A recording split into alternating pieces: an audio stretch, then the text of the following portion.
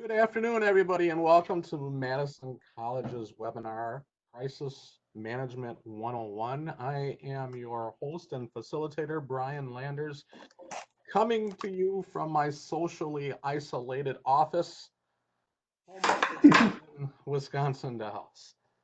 Hopefully this the date and time finds you all well and trying to remain positive in what's going on and keeping on task. And I appreciate your attendance in our webinar today on behalf of Madison College, offering a great webinar. And before I go, I also have an announcement for another webinar in the books that I know you'll all be excited about. So I will let you know that towards the conclusion. A couple of housekeeping things. First off, I have muted everybody. There's no reason if you don't want to share your screen. So that's up to you if you want to shut off your cameras or not. And I've also opened up the chat box over visible to you, so that if you do have a question um, that you want to get out there, you could throw it out there in chat, or if you want to say hello to everybody, that's up to you with chat. But by all means, feel free to use the chat. You can also use the raise your hand feature that if you go and see yourself under the participant area, which is the little icons in the center of your screen. If you use your mouse and roll over the center of the screen, you'll see little buttons with icons. And if you see the person icon, you can see everybody who's in attendance today. And if you scroll over your name, you'll see a little button to the right that says raise your hand. That's another way that you can ask a question. Before we go, one of the last things that we will do is do a couple Q&A or have some time for Q&A. So if you want to reserve it till then, that's great. Or if you want to chat me a question or shoot me, raise your hand, that's also great as well. So without any further ado, let's get started.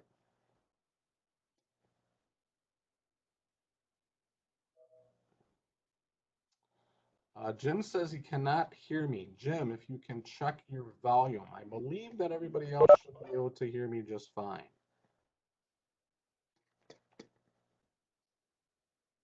Mike, I see you're logged in. Mike Baldwin, can you hear me okay?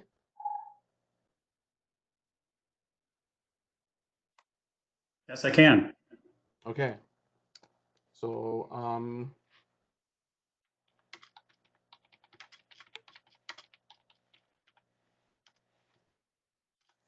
Jim, I'll have to please check your volume and make sure that you can get in or can hear that way.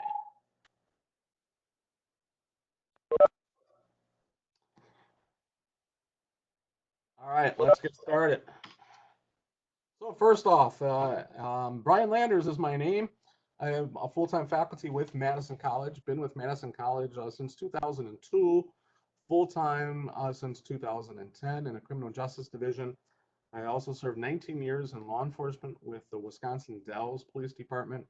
Rose to the ranks with the Dallas Police Department all the way up to lieutenant, and then I retired from law enforcement to come work for the college full time. I served two elected official positions. One was with the Columbia County Board of Supervisors. I was elected to 3 terms on the county board.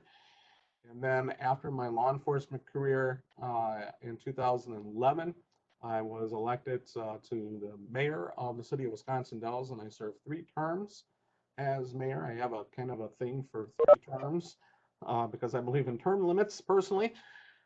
But that also gives you kind of another insight as to my area of concentration, which is in the business world, working on things like workplace violence, preparation for disasters, emergency planning, policies, so on and so forth. I have not only my law enforcement experience, but also my elected official experience, as well as working privately with many businesses and a variety of businesses and making sure that they are prepared for anything that comes their way. I have a bachelor's degree in criminal justice, and I also have a master's degree in public administration with a concentration on organizational leadership and development. And again, I specialize in handling and working with a variety of different types of threats to an organization or to a government. So that's a little bit about me. The objectives that we're going to talk about today. First thing that we're going to do is we're going to define what a crisis is, and then we're going to talk about that difference between management and leadership. We're going to go over the 4 P's, and then lastly, some question and answer. So first thing is defining a crisis. How do we define a crisis? Who defines a crisis? And the answer is you do. You define the crisis. And we can kind of generalize crisis into 2 areas. Okay, one is a natural crisis. Tornadoes, floods, storms, blizzards, excessive heat, excessive cold, pandemics, things that really, count on Mother Nature, or things that are not specifically kind of specific acts of humans that create a crisis. The other type of crisis is a man-made crisis, and that would be things like active shooters, workplace violence, domestics on property, drug use, vandalism, all those things will be a man-made crisis. But realize that a crisis is something that you define. Now, a little bit of background, I kind of told you a little general background about me, but a little bit more of a background about me is that the way I approach some of these things is and the reason I'm more involved in some of these things of helping organizations and companies become safer is that throughout my time as a law enforcement officer in Wisconsin Dells, I was assigned to go out and work with businesses on a frequent basis and kind of help them through different things and prepare them and kind of having a community response to things. And then that carried with me on the county board. That also carried with me when I was a mayor, which as mayor of the Dells, I was kind of de facto the emergency management director as well. So what I found is that a lot of businesses were really unprepared. They had training, they might have even had documents, but those are kind of like let's put them up on the shelf and we'll take them out if we need them type of approach. And then when something would happen, they realized that document really didn't fit their business. And what I find in now working a lot through Madison College and consulting and training our businesses is that what they don't tell you in a lot of the crisis training is that a crisis can be in a silo. A lot of times when an organization or a trainer or a company will come in and say, we can give you crisis plans and we can give you crisis training and all that, is they approach it at kind of a 10,000-foot level. But because you define that crisis, what they don't tell you is that you can be involved in a crisis in your section, your area of responsibility, and everything else is functioning just fine around you. So that big plan that's supposed to come into play might be too big or too big or too heavy or just doesn't fit. Okay, so a crisis is what you decide a crisis is, because a crisis is in a silo. Now there might be times like today with the pandemic that we are working through. Yeah, that is a global crisis. We truly are all in this together. But even that will have a trickle-down effect to independent or individual crises that occur in your area of responsibility. So understand that a crisis can occur in a silo. And what maybe is best for the entire organization doesn't necessarily mean that it's applied or best for your area of responsibility. The other thing I'm going to tell you about a crisis, and it's something that you might say, yeah, but no one maybe never approached it this way, is a crisis will make people selfish. And I'm not saying that as a negative thing. Maybe a little bit part of it is kind of a negative thing, but it's something that we have to be honest with ourselves about. A crisis will make people selfish. Let's boil this down. If there's a fire alarm in your building, okay, everybody wants to get out, right? Because they don't want to perish in a fire. Okay, that's kind of understanding. Does that make them selfish? Just to some degree. I mean, we want them to get out and all of that. But what about when you have an active shooter on your property or a crime on your property, and law enforcement now takes control of your property, and you're like, hey, I understand you got to do this, and you got to get your evidence, and you got to kind of stabilize things here, but we also have to kind of function, everything else like that. They're not going to really care too much about what you need to do. They don't really care about the dollars and cents of the business world or your goals of your organization. They're going to be more concerned about, hey, we've got our own job to do. We've got our own worries to worry about. You worry about your stuff, we'll worry about ours. And I can say that because I was there. I did those things where I just came on site and said, this is my command. This is now my scene. I don't care if you're the owner of the property. I'm telling you what we're going to do. Okay. Is that selfish? Well, to some degree it is, because maybe I didn't consider what their own goals or objectives or issues were, but I also knew that I had a job to do too, and I had to do my own job. So a crisis will create selfishness. It will create selfishness not only in the internal and external part of the organization, where maybe a law enforcement, firefighters, paramedics, emergency management, insurance companies, your neighbors, all those are going to have their own competing interest as to what happened on your property and how it affects them, but also internally. As you're dealing with your own crisis internally into your area, and I said sometimes that it happens in a silo, and everybody else seems like, hey, everything is going just hunky dory and it's just fine as it is. They don't want your crisis to affect what they have going on. They don't want your crisis to become their crisis. They don't want your crisis to spread. So understand that crisis will create selfishness. And that's something we're going to have to recognize, and something that we're going to have to plan for, and something that we're also going to have to catch ourselves in saying how I can limit my selfishness, or how I can limit what is important, or not limit what's important to me, but relay what's important to me and a reason why, to try to get people to work together better. So to do that, we have to kind of discuss the difference between management and leadership. Okay, there's some schools of thought that these things blur, all right, that they kind of blend together. I don't buy that school of thought. All right, to me, management is a little bit more hardcore. Management is a little bit more of managing. And here we're talking about managing a crisis. When the time comes to manage a crisis, I need to be decisive. I need to display confidence. I need to be competent. It may not be the time for me to be a coach, a trainer, a person to vent to, a person to show a softer side about, because that might be more qualities of a leader. So when we talk about the difference between management versus leadership, we need to understand that management always needs to trump leadership. Meaning that when the crisis is unfolding and you're involved in the crisis, you need to be confident. You need to be direct. You need to tell people what you expect them to do. And hopefully you provided them all the tools and training before we got to this point so that they can do it effectively. But now is not the time to try to display leadership.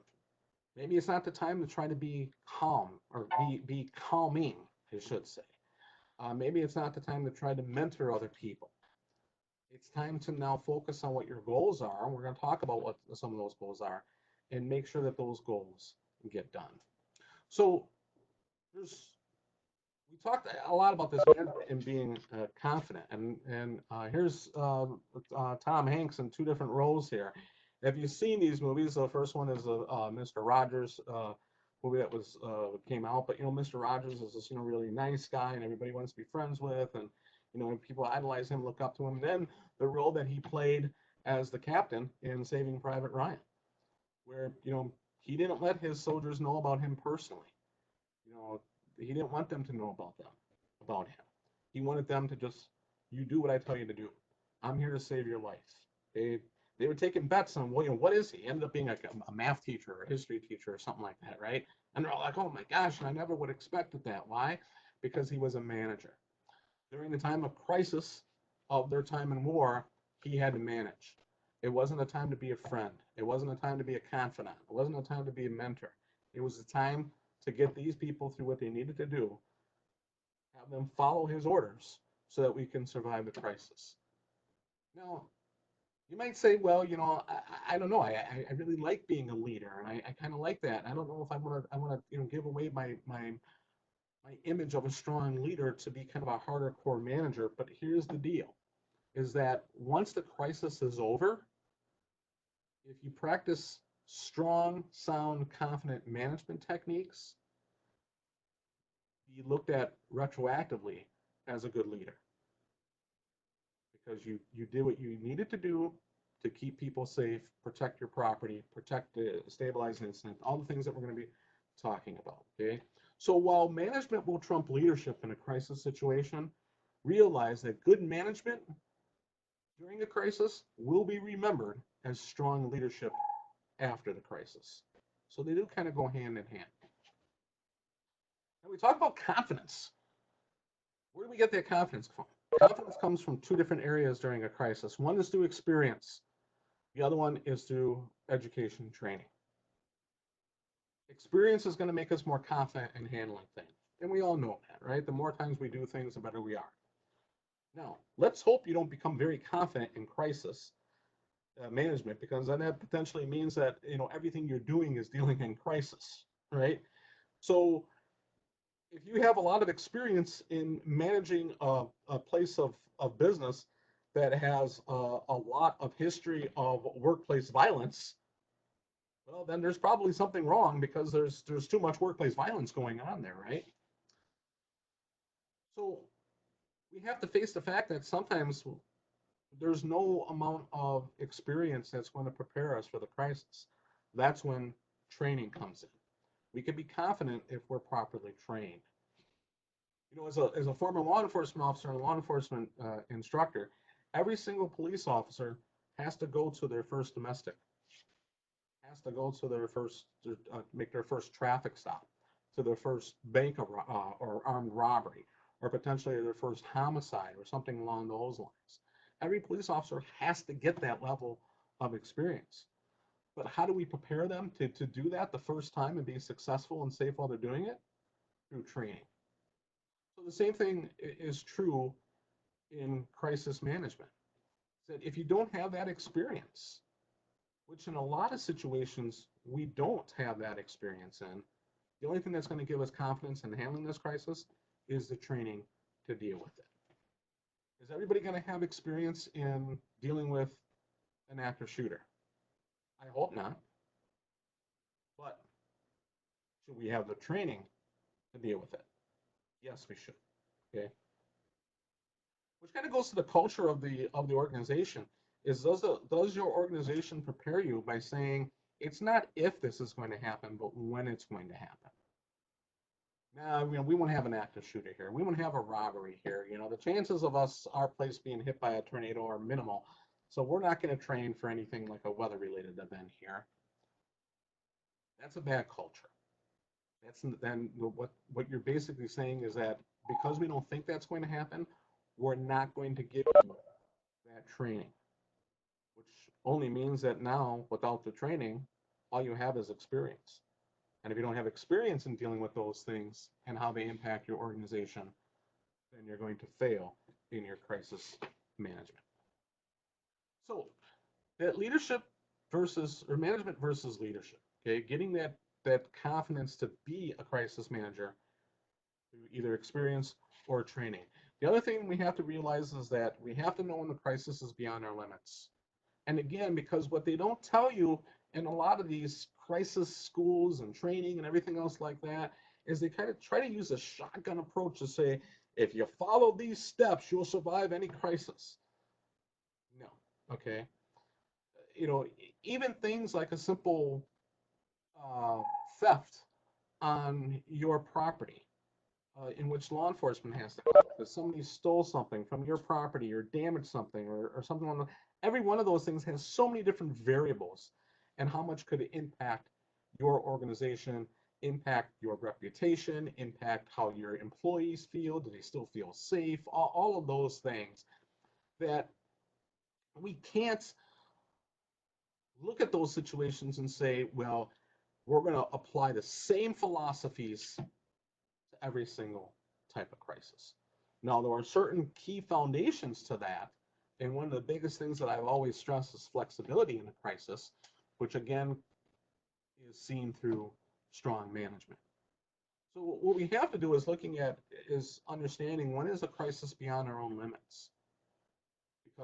Because a crisis can occur in a silo, we might feel trapped. We might say, geez, this is happening here in my own division or in my team or my shift, and everything else is going smoothly around me. And I'm left to deal with this, and I don't feel prepared to deal with this. I maybe don't have the training, and this is the first time this has ever happened. Well, ask for help. You might find help through a wide variety of resources. Yes, you can find professional consultants and trainers that could come in to provide that. But let's face it, those things cost money. And in today's day and age, it may not be feasible to bring people in. What about asking people in your own network who might have that experience or training to help you? Can I borrow your management for a little while to help me through this crisis? Can I turn over my decision-making capabilities to you to manage this crisis for me for a little bit? And of course, that's scary, right? Here I'm turning over the keys to my responsibility, my management to somebody else. Am I going to look at it as being weak? Are my superiors going to look at me and saying, well, they couldn't handle this. They had to bring somebody else in? Potentially, but it's the smart thing to do. Smart thing to do because in a little bit we're going to talk about those 4 P's and why it's a smart thing to do. Okay. What about somebody within your own organization? Maybe even somebody who is not a decision maker or a manager, somebody at a lower pay grade, but somebody that you can count on to say, I think that they can help us in this crisis. Can you bounce ideas off of them? Can you elevate them even temporarily to help be a decision maker during this time of crisis? So understanding that there's going to be things that happen, whether it's in a silo at your organization or whether it's more globally, that you are not going to be prepared for, and you may not have the resources for.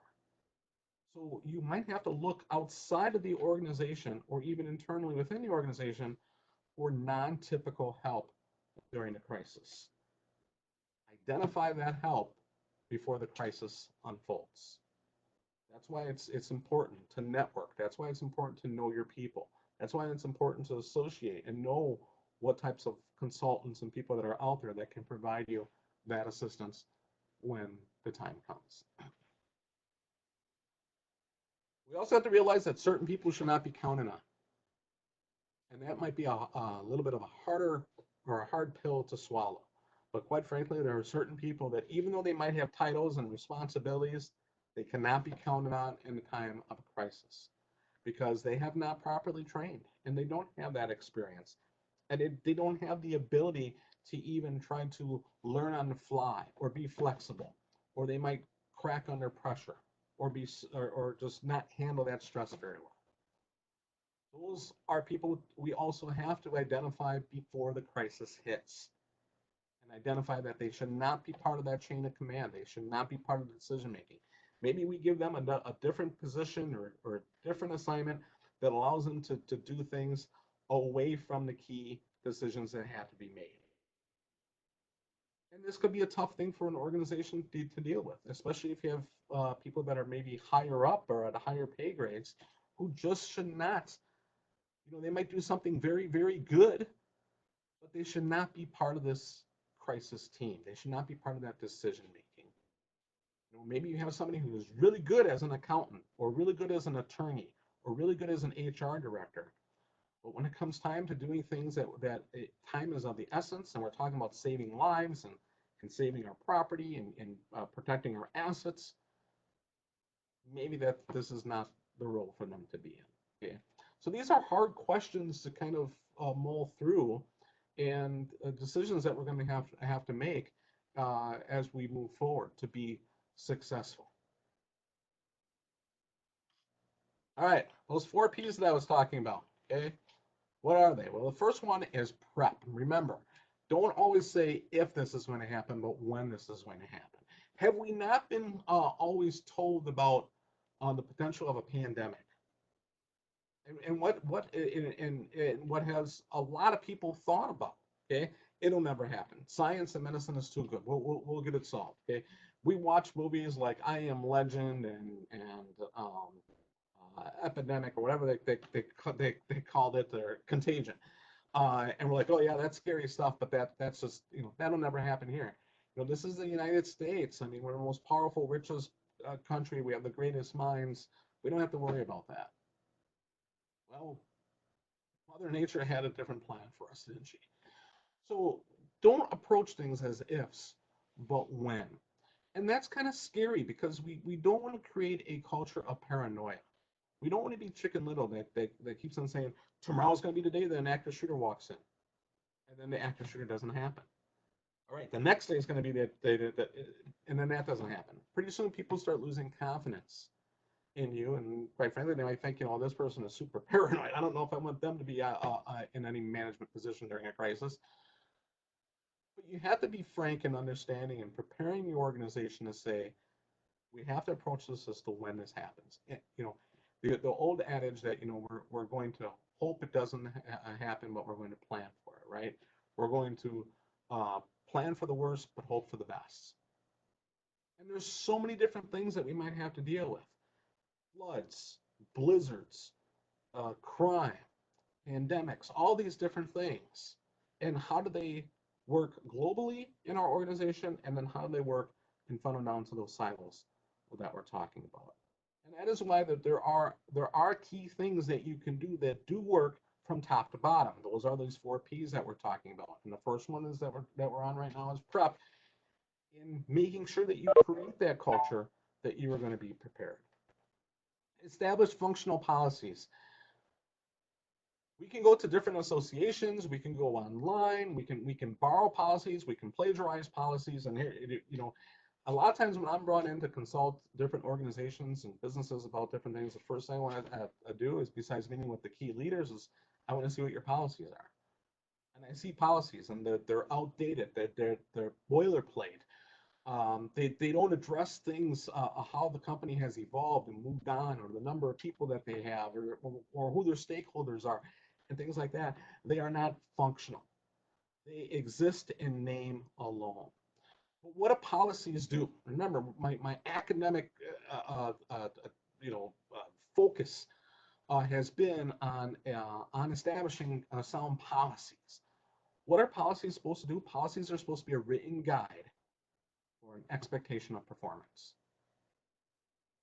So when it's the most critical time of a person's performance, whether that's the CEO or CFO or the night shift custodian that just started yesterday,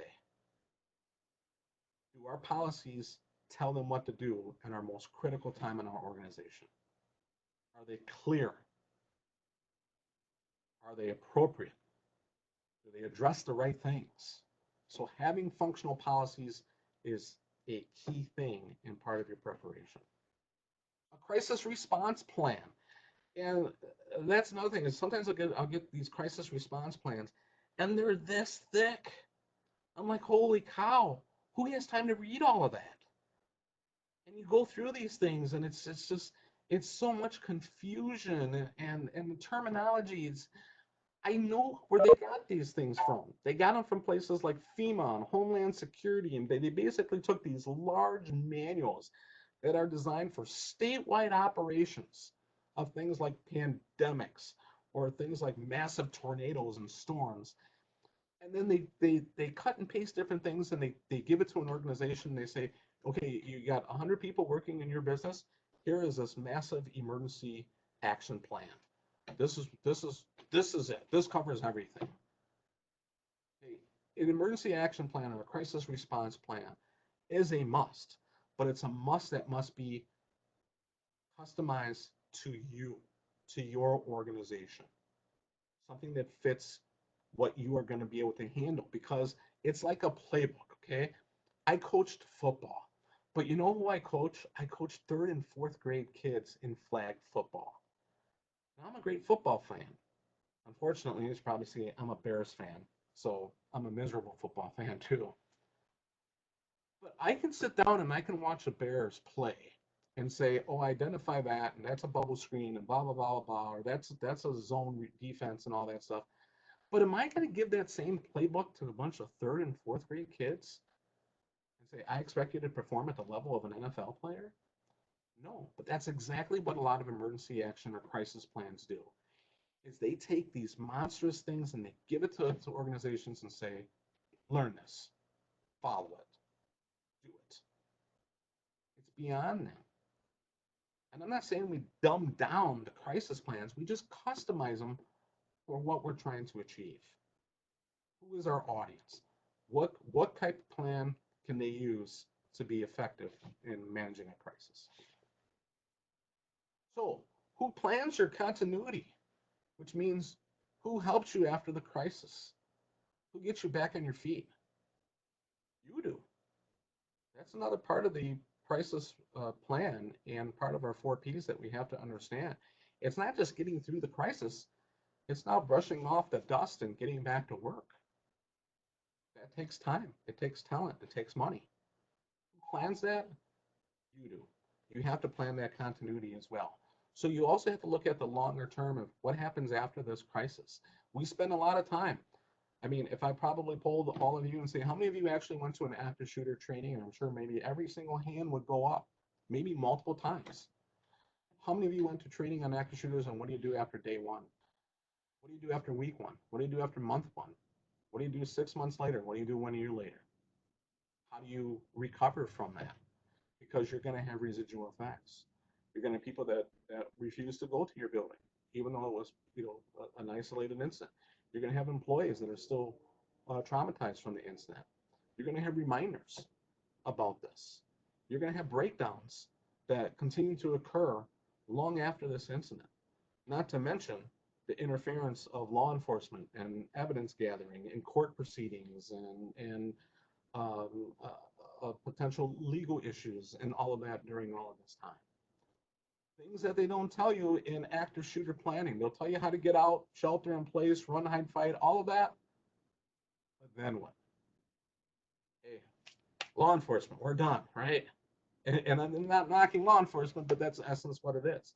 Hey, we got you out, we got you safe, but the rest of it is up to you. Okay? So practice. Every employee has to have a level of responsibility to the organization.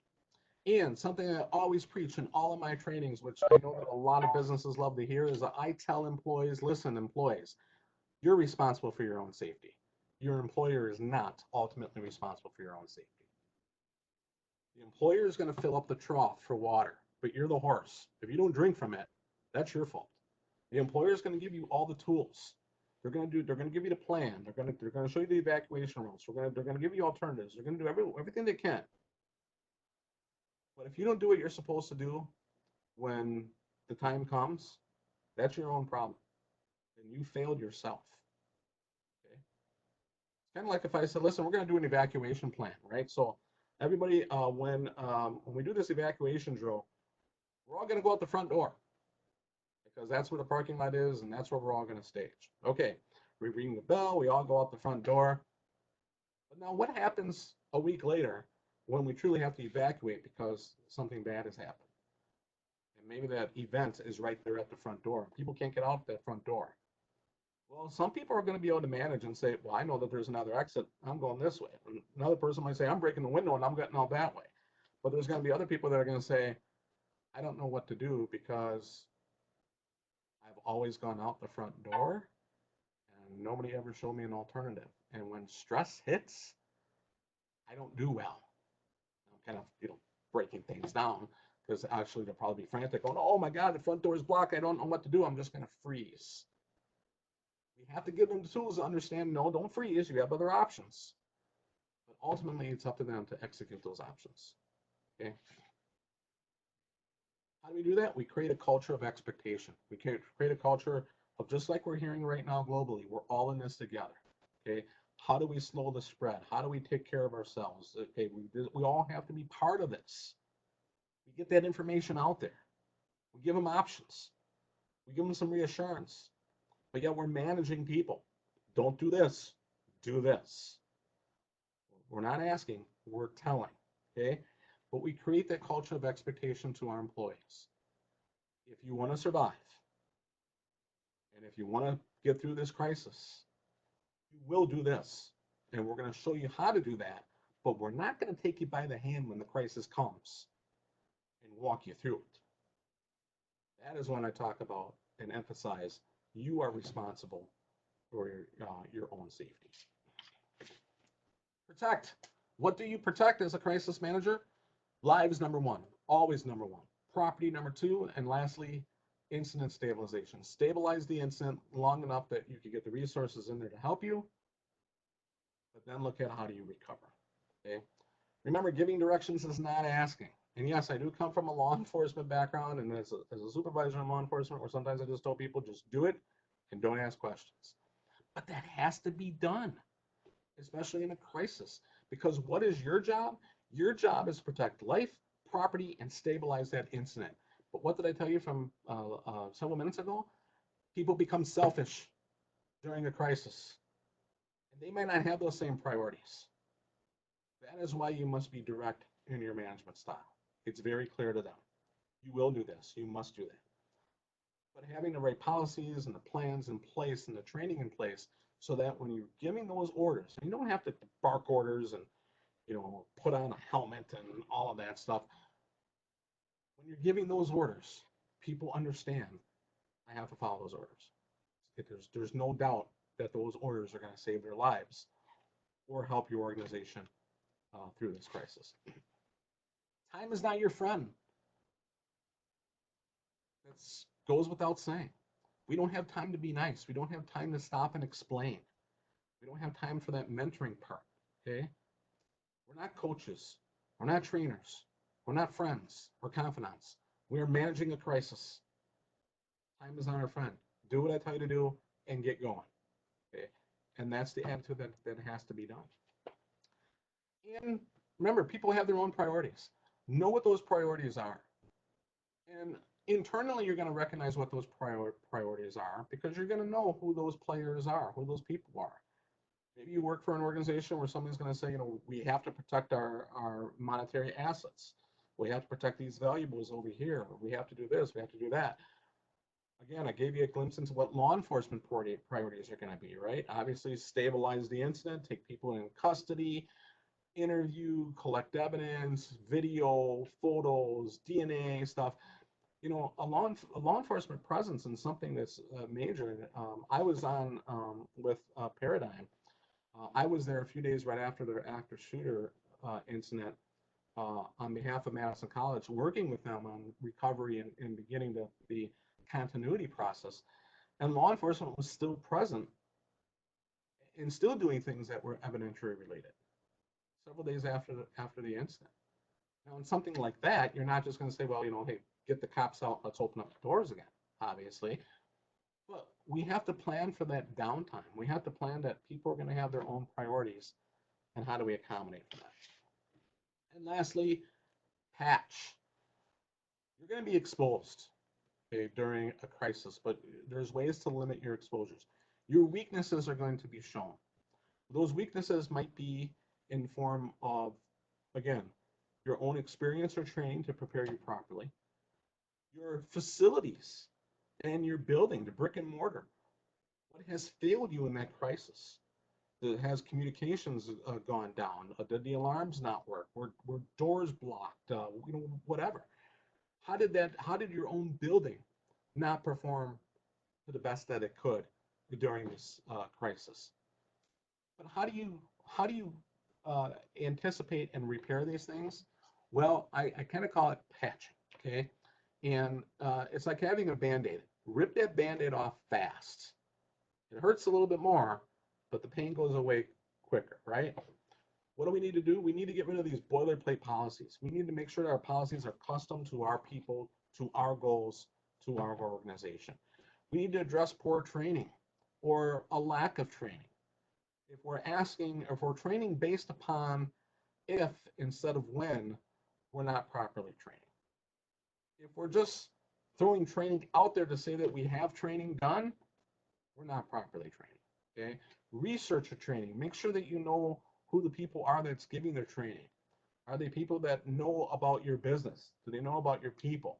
Do they have the experience themselves so they're not just, hey, anybody who says that they're an expert and an active shooter is lying to you. Okay?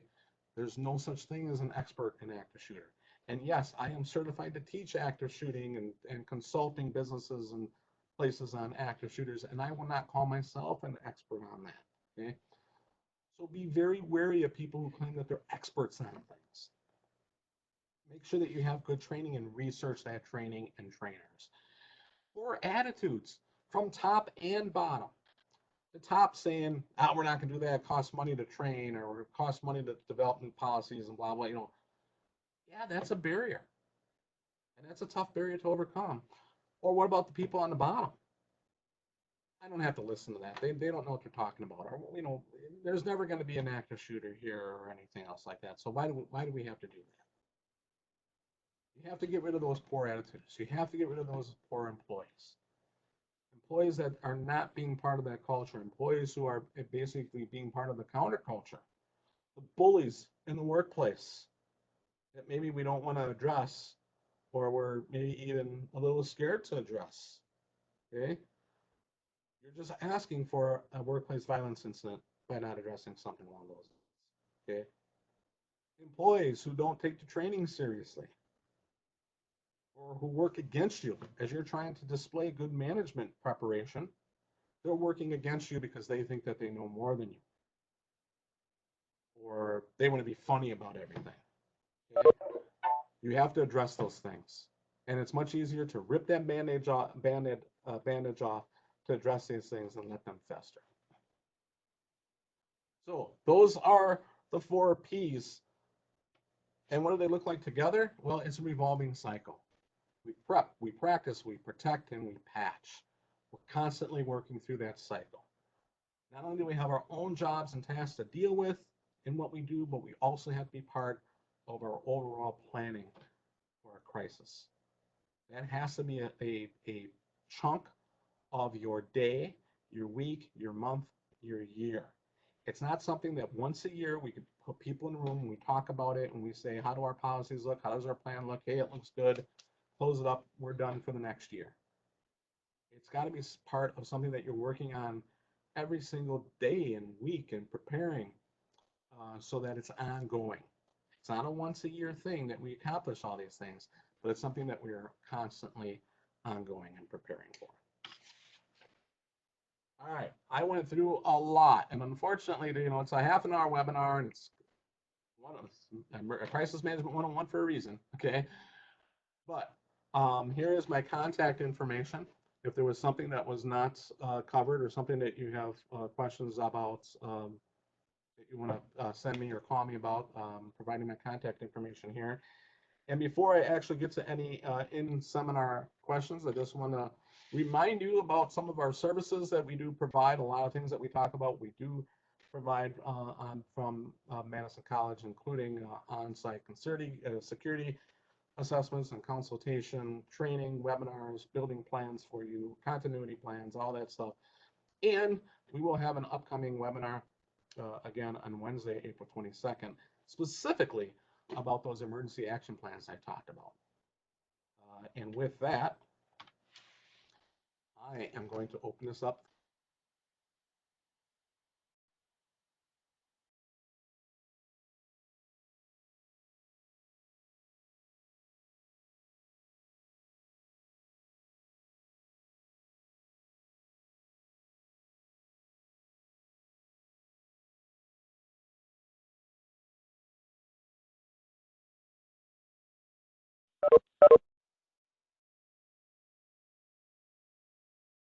There you go. Sorry.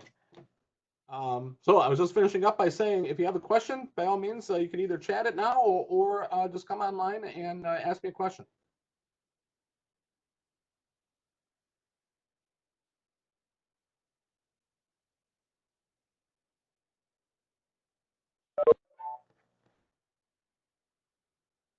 Okay, I don't see any questions being asked, so You folks have my email and phone number. If there is anything that you'd like to follow up on, I'd be more than happy to address those as well. Thank you for joining us, and we will let you know about our next webinar on April 22nd and how you can get registered for that in the coming days. So have a great day and be well.